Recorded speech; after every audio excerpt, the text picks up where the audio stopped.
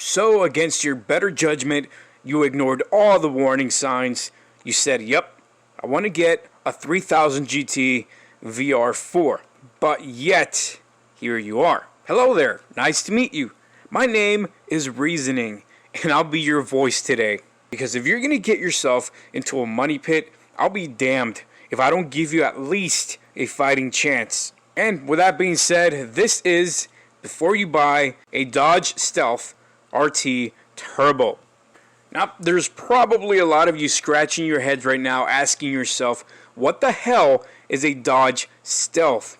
Well, besides having one of the top 10 coolest car names of all time, the Dodge Stealth was a result of that sweet, sweet partnership between Mitsubishi and Chrysler back in the 90s. The result? An all-wheel drive, all-wheel steering, active aero, twin turbocharged V6 muscle car killing machine.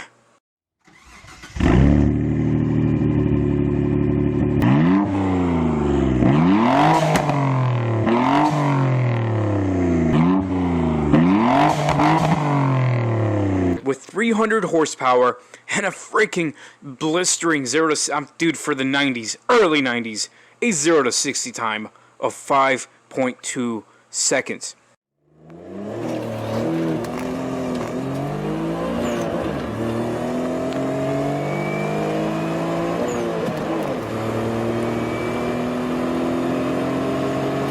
The Dodge Stealth RT Turbo was literally a supercar killer of its time. Now, if any of those specs seem oddly familiar, that's because I just described the exact same stats as a Mitsubishi 3000 GT VR4. Yes, the Dodge Stealth Turbo is 99.9% identical to the legendary Japanese monster, the 3000 GT VR4.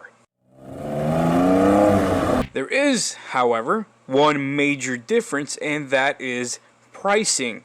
You see, as the Stealth Turbos went underground and faded from the public's memory, the 3K GT VR4 gained more and more popularity, skyrocketing prices for any decent model. But that's where the Stealth loophole comes in. You see, in today's market, you can get yourself an quote-unquote American 3000 GT VR4, aka the Dodge Stealth RT Turbo, for $3,000 to $4,000 cheaper than the Mitsubishi version. But since I care about you guys and your wallet, do me a favor, just consider paying that overdue child support that you have. Come on, man, seriously. That's because owning a Stealth, just like its Japanese stepbrother, the VR4, is not for beginners. These were some of the most advanced cars of its times. Keyword, its time, as in almost 30 years ago. The super fancy corner shredding all-wheel drive and all-wheel steering is an absolute nightmare to fix when it breaks. Not to mention the infamous ECU malfunctions. You see, moisture can get in them and they end up swelling up, and bam, just like that, you're screwed. Hell, even the replacements off the shelf can be bad. Sure, the Stealth RT Turbo can do 155 miles per hour. Sure, it was faster than any Corvette of its time. Hell, faster than most Ferraris, Mustangs, and Camaros of the time. Do you really need to own one? Fine. You're going to want to look up the years from 1991 to 1996. Best models were 94 to 96, which had the upgraded body and a little extra 20 horsepower to bump up the overall horsepower to 320. Oh, did I mention they came with 5 and 6-speed manuals?